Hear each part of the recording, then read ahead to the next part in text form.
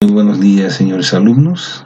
El tema que vamos a desarrollar hoy en nuestra clase hace referencia a lo que es el control prenatal, un tema muy importante, ya que todos nosotros, una vez que hayamos terminado la carrera en la facultad, con absoluta seguridad en nuestros centros de trabajo vamos a realizar controles prenatales. Por lo tanto, es importante que todos ustedes sepan realizar un adecuado control prenatal.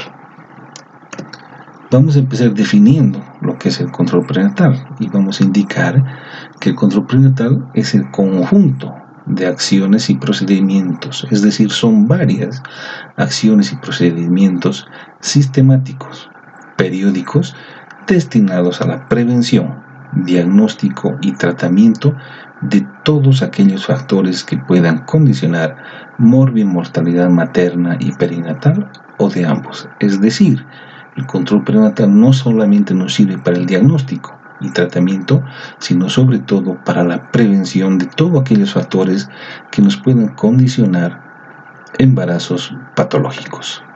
De una forma general, se dice que aproximadamente el 70% de la población obstétrica no tiene factores de riesgo, es decir, son controles de bajo riesgo. Por lo tanto, su control es bastante simple y no requiere de una infraestructura de alto costo. El equipo básico para un control prenatal adecuado consiste en un lugar con una luz adecuada, mesa preferentemente ginecológica, porque en ocasiones vamos a necesitar hacer examen ginecológico o, por ejemplo, la toma de Papa Nicolau. Tenemos que tener la presencia de un tensiómetro, balanza, cintas métricas, estetoscopio, guantes, espéculos vaginales, carnet prenatal y sobre todo la presencia de un equipo humano de salud lo suficientemente preparado para realizar un adecuado control. ¿Cuáles son las características que tiene que tener todo control prenatal? Las características que tiene que tener todo control prenatal y que nosotros tenemos que tomar en cuenta son 4. Primero, el control prenatal tiene que ser precoz, es decir, tan pronto como la madre sabe que está gestando o que está embarazada, o a más tardar en el primer trimestre del embarazo. La segunda característica es que tiene que ser periódico. Normalmente en un embarazo de bajo riesgo se recomienda que los controles prenatales deben ser mensuales hasta la semana 28, es decir, hasta el 7º mes, una vez al mes. Quincenales entre la semana 28 a 36, es decir, 2 veces al mes. Y a partir de la semana 36 se deben realizar los controles prenatales semanalmente. Sin embargo, este esquema varía según la paciente pueda ser portadora de un embarazo de alto riesgo obstétrico. Entonces, los controles deben ser más seguidos y esto debe estar en relación al criterio del profesional que está realizando el control. La tercera característica es que el control prenatal debe ser completo o integral de la mujer embarazada. Es decir, no debemos abocarnos solamente a la parte obstétrica, sino que tenemos que ver a la paciente en una forma integral. Es decir, ver y hacer hincapié en su atención nutricional, su atención odontológica, que es una fuente importante de procesos infecciosos por la presencia de caries, ver inmunizaciones, la salud mental, etc. No nos olvidemos que la paciente que asiste a control prenatal también puede tener patologías de fondo, por ejemplo, diabetes, cardiopatías, nefropatías, etc. Y todo eso nosotros tenemos que detectar como factor de riesgo en el control prenatal. Y la cuarta característica es que el control prenatal debe ser extenso o de amplia cobertura, es decir, se indica que un adecuado control prenatal debe llegar aproximadamente al 90% de la población de mujeres gestantes en determinada población. ¿Cuáles son los objetivos del control prenatal? Los objetivos del control prenatal son, primero, identificar los factores de riesgo, tanto para la madre como para el producto o para ambos. Segundo, diagnosticar la edad gestacional. Tercero, diagnosticar la condición fetal, es decir, la salud fetal. Cuarto, diagnosticar la salud o condición materna. Y quinto, tenemos que realizar educación en la madre. Primero vamos a identificar siempre los factores de riesgo, tanto maternos como fetales. Y recordamos que nosotros siempre decimos que factor de riesgo es la característica biológica, ambiental o social que cuando está presente se asocia con un aumento en la posibilidad de sufrir daño tanto a la madre, el feto o ambos. Es decir, la misión fundamental nuestra en el control prenatal es identificar los factores de riesgo de la madre, del feto o de ambos. ¿Cuáles son los factores de riesgo de mortalidad perinatal a identificar en el control prenatal? Tenemos que identificar factores de riesgos de prematurez, de asfixia perinatal, de malformaciones congénitas y procesos infecciosos. Es por eso que todas las estrategias del control prenatal están orientadas principalmente a la prevención, al diagnóstico oportuno y al tratamiento de todas aquellas patologías que puedan condicionar todos los problemas principalmente anteriormente descritos. No olvidemos que los bebés, principalmente los recién nacidos, fallecen por prematurez y por procesos infecciosos. Es decir, nosotros tenemos que identificar todos aquellos factores que nos puedan condicionar prematurez e infecciones en nuestras pacientes. ¿Y cuáles son los factores de riesgo maternos? Aquellos factores que nos pueden condicionar mortalidad materna. Principalmente tenemos la hemorragia obstétrica, procesos infecciosos, la hipertensión del embarazo y cuarto, las enfermedades maternas pregestacionales. Son estos factores que tenemos que identificar para evitar la morbimortalidad materna. Un segundo punto que tenemos que realizar en el control prenatal es el diagnóstico de la edad gestacional. El diagnóstico de la edad gestacional debe ser establecido a más tardar hasta el segundo mes de gestación, en forma óptica. Para eso nosotros nos valemos de los elementos clínicos, como son, por ejemplo, la fecha de amenorrea o de retraso menstrual a partir de la fecha de última menstruación y el tamaño uterino, usando la regla que nosotros conocemos. Por ejemplo, para el cálculo de la edad gestacional, contamos el número de meses, esto multiplicamos por 4, es decir, las 4 semanas de cada mes, y por cada 3 meses sumamos una semana. Y finalmente a esto sumamos las semanas restantes hasta la fecha en la cual estamos realizando el control prenatal. Idealmente, si nosotros contamos con apoyo ecográfico, debemos solicitar o practicar la ecografía respectiva. Tenemos que realizar también el diagnóstico de la condición fetal.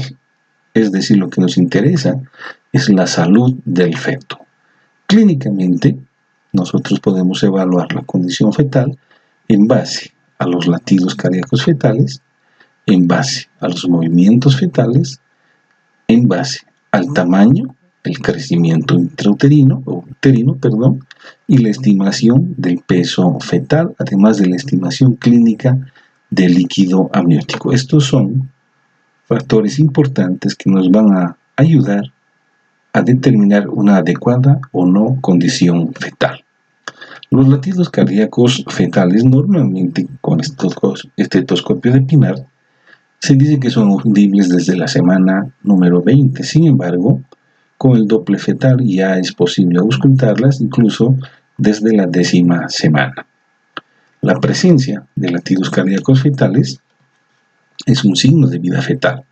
Sin embargo, la aceleración de la frecuencia cardíaca fetal con los estímulos externos o con movimientos fetales espontáneos es un signo de salud fetal. Es decir, esos son datos indirectos que nos indican que hay salud fetal, además de la vida fetal. Normalmente nosotros sabemos que los latidos varían entre 120 y 160 latidos por minuto. Valores inferiores o superiores ya nos tienen que hacer sospechar de hipoxia fetal. De igual manera, los movimientos fetales nos ayudan a identificar la adecuada condición fetal. La percepción materna normalmente de los movimientos fetales ocurre entre las semanas 18 y 22. La presencia por sí sola de los movimientos fetales es un signo de vida fetal. Sin embargo, el aumento de la actividad fetal, especialmente postprandial, constituye un signo de salud fetal. Nosotros hemos indicado que lo que nos interesa es ver y analizar la salud fetal. La disminución significativa de la actividad fetal es un dato sospechoso de hipoxia fetal. El tamaño uterino también es importante para el estudio de la condición fetal. Normalmente sabemos que el útero, desde las 12 semanas de amenorrea, el fondo uterino se localiza, empieza a hacerse extrapélvico sobre la sínfisis pubiana y puede ser medido en su eje longitudinal desde el borde superior normalmente de la sínfisis del pubis. Normalmente nos ayudamos con una regla que conocemos, que es la regla de los 4 o de los 7. Si es que el fondo uterino se encuentra encima de la cicatriz umbilical, normalmente nosotros sumamos 7 y esto correspondería a una edad gestacional aproximada. Si se encuentra por debajo del ombligo, sumamos 4, lo cual también nos daría una edad gestacional aproximada. La estimación clínica de peso fetal es uno de los aspectos que tiene mayor dificultad en el control prenatal, sobre todo en la primera mitad del embarazo. Sin embargo, usamos para esto la famosa regla de Johnson, que normalmente nosotros hacemos en base a la clínica. Tomamos la altura de fondo uterino, restamos 12 centímetros y eso multiplicamos por 155. Si la presentación se encontrase encajada, la altura de fondo uterino le restamos 11 y multiplicamos por 155. Esto nos da un peso aproximado del producto que en condiciones normales y adecuadas puede tener una variación normal de más o menos 200 gramos al final del embarazo. ¿Cómo hacemos el diagnóstico de la adecuada condición materna? Hacemos el diagnóstico de la condición materna con una anamnesis personal, todos los antecedentes personales de la paciente y también los antecedentes familiares. Los antecedentes ginecobstétricos, que son muy importantes, tenemos que ver el nivel educacional de la madre, es importante la actividad laboral que pueda desarrollar nuestra paciente y posteriormente hacemos un examen físico general y segmentario, es decir, obstétrico. En cada control prenatal al final haremos una evaluación nutricional, control de presión arterial, albuminuria si es que es posible, toma y medición de lo que son exámenes de laboratorio, según lo que tenga la paciente si presenta algunos síntomas maternos. Hemos indicado también que es importante la educación materna. La paciente bien instruida sirve como docente de otras pacientes embarazadas, es decir, que si nosotros hacemos una adecuada instrucción de la paciente va a repercutir en otras pacientes embarazadas todo lo que nosotros le hayamos enseñado en el control prenatal. Dentro de lo que es la educación materna, ineludiblemente tenemos que hacer hincapié en signos y síntomas de alarma, es decir, por ejemplo, la presencia en algún momento de hemorragia genital, cefalea, signos de vasoespasmo, tinnitus, fosfenos, edemas, la eliminación del líquido transvaginal, la presencia de contracciones antes de la edad gestacional de término, etc. Tenemos que hacer hincapié también en lo que es la lactancia y los cuidados del recién nacido, enseñar a la paciente sus derechos legales que pueda tener en el momento del embarazo, parto y puerperio. Tenemos que ayudar a la paciente en lo que es la preparación para el parto, dar instrucción sobre lo que es la nutrición, una adecuada nutrición durante el control prenatal, la planificación familiar y la orientación sexual. ¿Cuáles son los signos y síntomas de alarma que nosotros siempre tenemos que explicarle a la paciente? Las embarazadas deben estar capacitadas para reconocer en forma sencilla y rápida, primero, sangrado en cualquier momento de la gestación, sea en la primera o en la segunda mitad del embarazo. Saber reconocer el flujo genital y diferenciarlo de lo que puede ser una ruptura prematura de membranas, es decir, la eliminación del líquido transvaginal y la presencia de signos de vasoespasmo, como cefalea, tinnitus, presencia de edema, etc. Además de signos de sintomatología paralela al embarazo, es decir, que puedan deberse a otras patologías, por ejemplo, fiebre, diarreas, vómitos, dolor abdominal, etc., de acuerdo a la patología que pueda presentar la paciente. Debe estar también la paciente bien informada acerca de su edad gestacional y de su fecha probable de parto para que ella pueda acudir en forma oportuna a su atención en el hospital respectivo.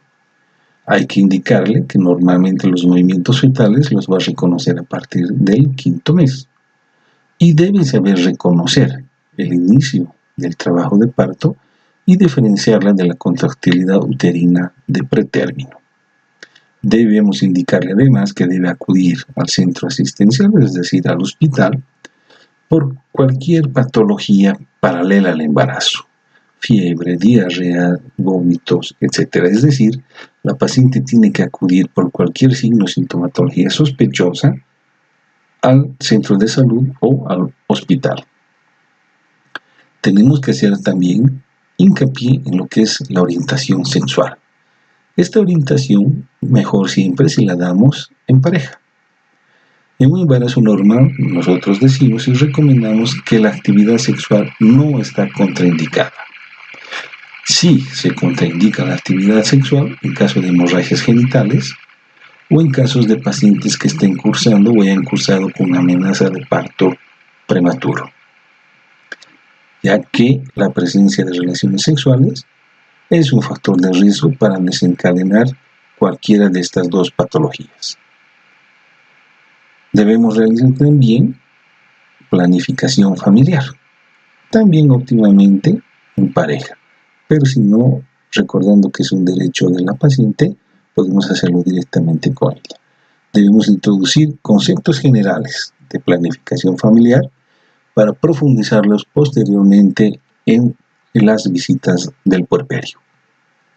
Debemos enseñarle y prepararla para el momento del parto, informándole cuáles deben ser los motivos de ingreso al hospital o a la maternidad, los periodos del parto, del trabajo de parto, el tiempo de duración del trabajo de parto, el tipo de anestesia que va a recibir si es que es sometida a una cesárea, o los ejercicios de relajación y pujo para el momento del parto.